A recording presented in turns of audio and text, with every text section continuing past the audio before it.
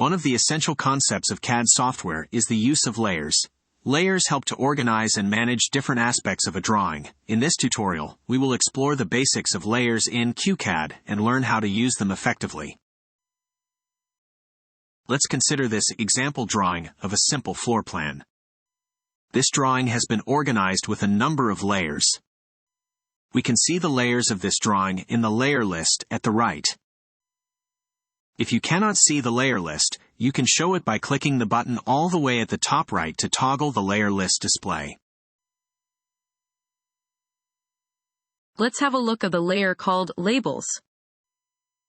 The yellow text labels in the drawing indicating the room names are on this layer.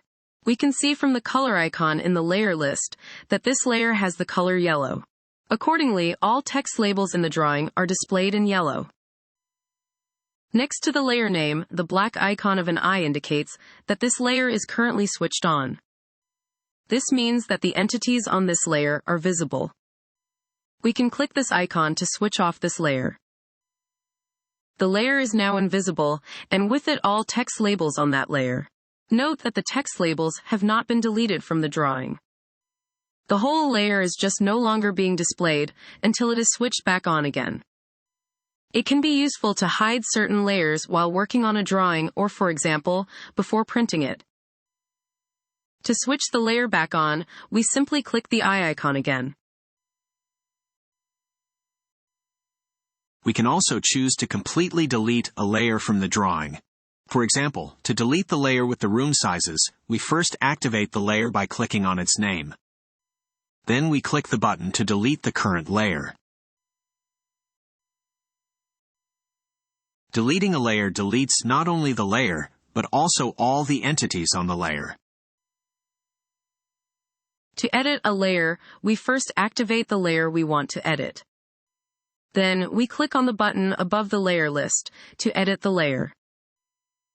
Let's, for example, change the color of layer labels. In the layer dialog, we can change the name and the attributes of the layer. For this example, we change the layer color to red. The text labels are now displayed in red.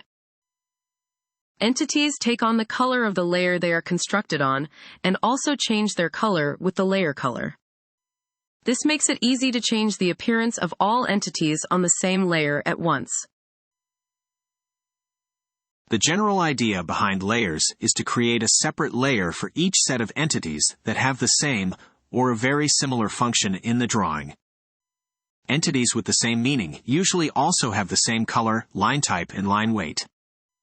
For example, all doors are shown in cyan in this drawing and are placed on a separate layer.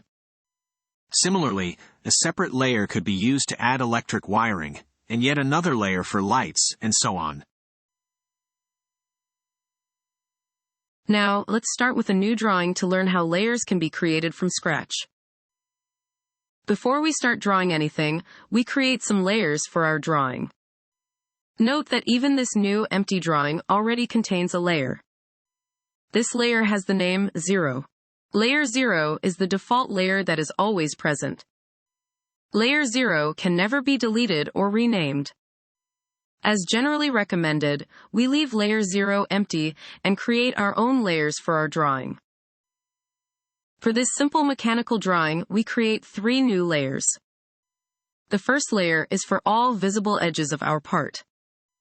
To add this layer, we click the plus button at the top of the layer list. We set the layer name to Visible to indicate that this layer contains all visible edges. We leave the layer color as black. This color will be displayed as white on the screen and black on a printout. For the line weight, we choose 0.5 millimeters. We can now see that our new layer has been added to the layer list. The layer is now ready to be used. It is also the active layer, as we can see from the pen icon next to the layer name at the right. In the same way, we add a layer for the hidden edges of our part. We set the layer name to Hidden. For the line weight, we choose 0.25 millimeters. And we set the line type to dashed, so the hidden edges can be easily distinguished from the visible edges. Finally, we add a layer for the center lines of the circles in our drawing. This layer is called center. We change the layer color to red. The line weight of this layer is 0.25 millimeters. And the line type is a dash dot pattern. We are now going to create a simple drawing, using these 3 layers. First, we activate the layer called Visible by clicking on its name. We draw a simple shape with lines onto that layer. These are the visible edges of our part.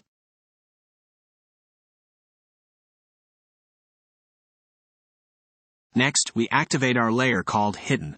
That's the layer with the dashed line pattern. And we draw our invisible edge onto that layer. As we can see, the lines take on the attributes of the layer they are drawn upon. The first lines on layer Visible are thicker, and this last line is thinner and has a dashed pattern. Let's zoom in a bit to add a circle representing a drilling in our part. We add the circle on layer Visible, since it represents a visible edge of a drilling. Finally, we draw the center lines for the circle on layer Center. As expected, these lines are shown in the color and pattern of the center layer.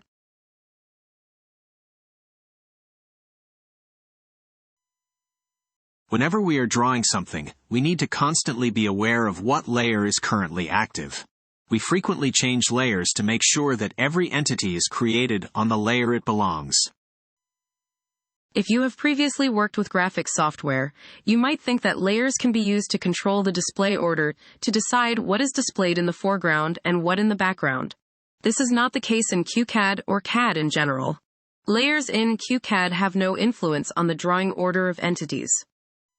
The layers in the layer list are sorted alphabetically and cannot be reordered.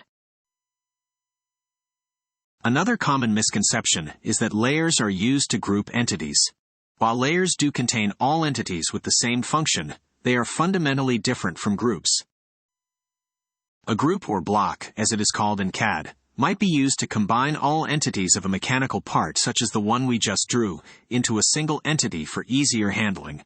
However, the entities that make up that group can be on various different layers. Layers are fundamental to CAD, and we will be using them for all of our drawings.